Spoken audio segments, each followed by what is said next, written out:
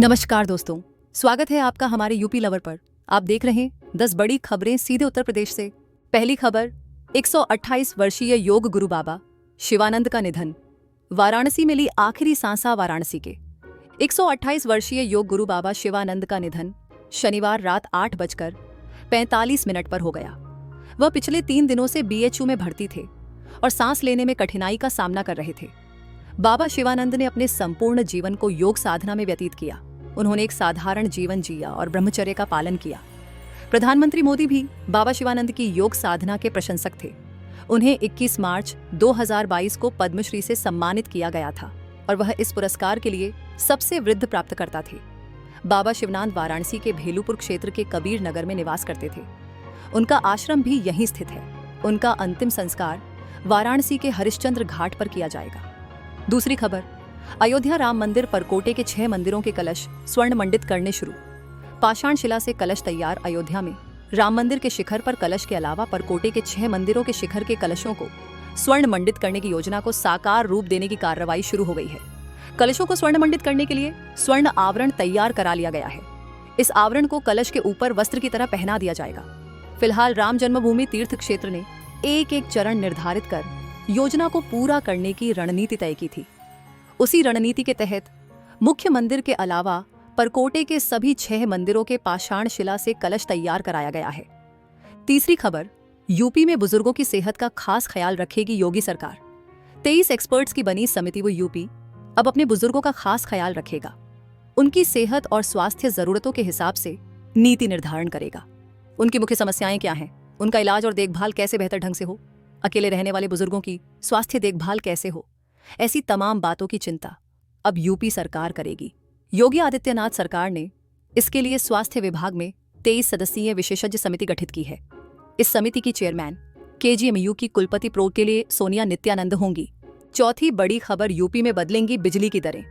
नियामक आयोग इसी महीने शुरू करेगा कवायदा। उत्तर प्रदेश में बिजली की नई दरें तय करने की कवायद इसी महीने यानी मई से ही शुरू हो जाएगी। संशोधित प्रोफॉर्मा पर बिजली कंपनियों द्वारा वार्षिक राजस्व आवश्यकता के परीक्षण के बाद नियामक आयोग मई के अंत तक उसे सुनवाई के लिए मंजूरी दे सकता है। बीते साल नवंबर में बिजली कंपनियों ने नियामक आयोग के सामने बिजली की नई दरें तय करने के लिए वार्षिक राजस्व आवश्यकता दाखिल की थी। नियामक आयोग ने उसे मंजूरी नहीं दी थी, इसलिए बिजली की नई दरों पर सुनवाई नहीं शुरू हो सकी थी। सूत्र बताते हैं कि सभी बिजली कंपनियों ने संशोधित ARR दाखिल कर दिया है, जिसका परीक्षण करके आयोग इस महीने के अंत तक उसे स्वीकृति दे देगा। पांचवी बड़ी खबर, यूपी सरकारी योजना। आम की खेती वाले किसानों के लिए खुशखबरी। इस पोर्टल पर जाकर करें आवेदन, मिल जाएगी सब्सिडी। भारत में आम को फलों का राजा कहा जाता है। उत्तर प्रदेश आम उत्पादन के मामले में अग्रणी है, जहां 2.6 लाख हेक्टेयर क्षेत्रफल में आम की खेती होती है और इससे सालाना 45 लाख टन आम का उत्पादन होता है। अब राज्य के किसानों को आम की गुणवत्ता बढ़ाने और बेहतर उत्पादन के लिए बैगिंग तकनीक अपनाने पर प्रोत्साहित किया जा रहा है। दरअसल उत्तर प्रदेश उद्यान विभाग ने dbt-horticulture.in पोर्टल पर किसानों के लिए ऑनलाइन आवेदन की प्रक्रिया शुरू कर दी है। पंजीकरण कराने वाले किसानों को फ्रूट कवर बैग उपलब्ध कराए जाएंगे। या उप निदेशक उद्यान .DK वर्मा ने बताया कि राष्ट्रीय एकीकृत बागवानी मिशन योजना MID-6 के तहत किसानों को प्रति 1 हेक्टेयर 25,000 रुपए का अनुदान दिया जाएगा। यह सब्सिडी उन्हीं किसानों को मिलेगी जो पोर्टल पर ऑनलाइन पंजीकरण कराएंगे। बिना पंजीकरण के किसान इस योजना का लाभ नहीं ले सकेंगे।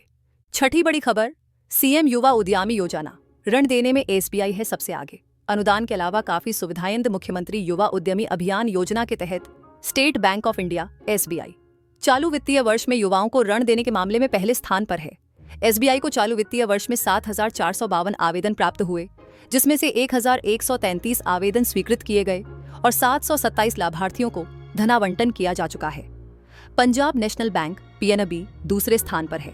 PNB को अब तक कुल 3,672 आवेदन प्राप्त हुए हैं, जिसके सापेक्ष 1,118 आवेदन स्वीकृत कर 541 लाभार्थियों को ऋण वितरित किया जा चुका है। बैंक ऑफ बड़ौदा BOB को 4,358 आवेदन प्राप्त हुए हैं। इसके सापेक्ष BOB ने 384 लाभार्थियों को ऋण देकर तीसरा स्थान प्राप्त किया है। सातवीं बड़ी खबर, गंगा एक्सप्रेसवे और गोरखपुर लिंक एक्सप्रेसवे के लिए योगी सरकार ने लिया बड़ा फैसला। अब और आरामदायक होगा। सफरा उत्तर प्रदेश में बन रहे गंगा एक्सप्रेसवे की सड़कों पर अब सफर करना पहले से ज्यादा आरामदायक और सुरक्षित होगा। मुख्यमंत्री योगी आदित्यनाथ की सरकार इस महत्वाकांक्षी परियोजना में पहली बार स्विट्जरलैंड की अत्याधुनिक तकनीक का इस्तेमाल कर रही है। इससे सड़क की गुणवत्ता की जांच अब निर्माण के दौरान ही हो जाएगी और खामी पाए जाने पर उसी वक्त सुधार भी किया जाएगा। इस तकनीक को लागू करने के लिए योगी सरकार ने स्विट्जरलैंड की मशहूर ETH ज्यूरिख यूनिवर्सिटी और RTDT लैबोरेट AG के साथ समझौता किया है। इसके तहत आर्टिफिशियल इंटेलिजेंस, AI और सेंसर तकनीक से सड़क की हर लेन की जांच हो रही है। उत्तर प्रदेश एक्सप्रेसवे औद्योगिक विकास प्राधिकरण UPEIDA के ACO हरिप्रताप शाही ने बताया कि एक खास इनोवा वाहन को 7 हाईटेक सेंसर से लैस किया गया है, जो निर्माणाधीन सड़क पर चलते हुए उसकी सतह, उबड़-खाबड़पन और यात्रा की सहजता यानी कंफर्ट लेवल का डेटा एकत्र करता है। यह डेटा तुरंत ऑनलाइन ग्राफ के रूप में मिल जाता है, जिससे मौके पर ही गुणवत्ता सुधार संभव हो जाता है। 8वीं बड़ी खबर, यूपी में 3 से 6 साल तक के बच्चों के लिए बड़ा फैसला। सभी 75 जिलों में जल्द शुरू होगी योजना। उत्तर प्रदेश में कुपोषण के खिलाफ लड़ाई को नई मजबूती देने के लिए मुख्यमंत्री योगी आदित्यनाथ ने बड़ी पहल की है। मुख्यमंत्री ने मुख्यमंत्री सुपोषण योजना को जल्द शुरू करने के निर्देश दिए हैं। इस योजना का मकसद प्रदेश के गरीब और वंचित परिवारों के बच्चों को कुपोषण से मुक्त कर स्वस्थ बनाना है। शनिवार को बाल विकास एवं पुष्टाहार विभाग की समीक्षा बैठक में मुख्यमंत्री ने स्पष्ट किया कि 3 से 6 वर्ष की उम्र के बच्चों को हर सुबह पौष्टिक स्वल्पाहार नाश्ता दिया जाएगा। उन्होंने कहा कि इस योजना का लाभ डॉ Bhimrao Ambedkar zero poverty mission के अंतर्गत चिन्हित परिवारों के बच्चों, आकांक्षात्मक जिलों और विकास खंडों में रहने वाले बच्चों को मिलेगा। 9वीं बड़ी खबर, चंद्रशेखर आजाद ने चला तुरुप का इक्का। सीएम योगी को लिखा लेटर, अखिलेश यादव की बढ़ने वाली है टेंशन। उत्तर प्रदेश में लोकसभा चुनाव जैसे जैसे नजदीक आ रहे हैं, वैसे वैसे दलित वोटों को लेकर सियासी घमासान तेज होता जा रहा है। ताजा मामला नगीना से सांसद बने चंद्रशेखर आजाद का है, जिन्होंने समाजवादी पार्टी सपा की पूर्ववर्ती सरकार पर दलितों के साथ खुले भेदभाव का गंभीर आरोप लगाया है। चंद्रशेखर ने मुख्यमंत्री योगी आदित्यनाथ को पत्र लिखकर मांग की है कि 2012 से 2017 तक की सपा सरकार की नियुक्ति प्रक्रियाओं की जांच कराई जाए। इस पत्र में चंद्रशेखर ने दावा किया कि सपा सरकार ने उस दौरान जानबूझकर अनुसूचित जाति OSC और अनुसूचित जनजाति OST के अभ्यर्थियों की नियुक्ति नहीं की। उन्होंने इसे द्वेषपूर्ण और दलित विरोधी मानसिकता का परिणाम बताया। उनका आरोप है कि सरकार ने संवैधानिक आरक्षण नियमों का पालन नहीं किया और हजारों योग्य अभ्यर्थियों को रोजगार से वंचित कर दिया। 10वीं बड़ी खबर, मंकी पॉक्स के यूपी के पहले मरीज का परिवार क्वारंटाइन। हाल जानने लखनऊ से देवरिया पहुंची टीमें खनऊ से आई। डॉक्टरों की 3 सदस्यीय टीम ने शनिवार को देवरिया के बनकटा के पचरुखिया पहुंचकर मंकी पॉक्स रोगी के परिजनों का स्वास्थ्य की जानकारी ली। रोगी को BRD मेडिकल कॉलेज में भर्ती कराने के बाद स्वास्थ्य विभाग ने परिजनों को क्वारंटाइन कर दिया है। इनके खाने पीने के सामान उपलब्ध कराने की जिम्मेदारी प्रधान और ADO पंचायत को सौंपी गई है।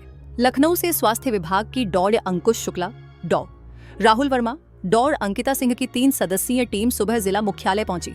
यहां से BBD नोडल अधिकारी डॉ से हरेंद्र कुमार से मिली। नोडल अधिकारी और epidemiologist Rajiv Bhushan Pandey, data manager Ravijeet Singh और रैपिड रिस्पांस टीम को साथ लेकर तीनों चिकित्सक बनकटा क्षेत्र के पचरुखिया गांव पहुंचे। धन्यवाद। अगर आपको हमारा यह वीडियो पसंद आया हो तो इसे लाइक करें, शेयर करें।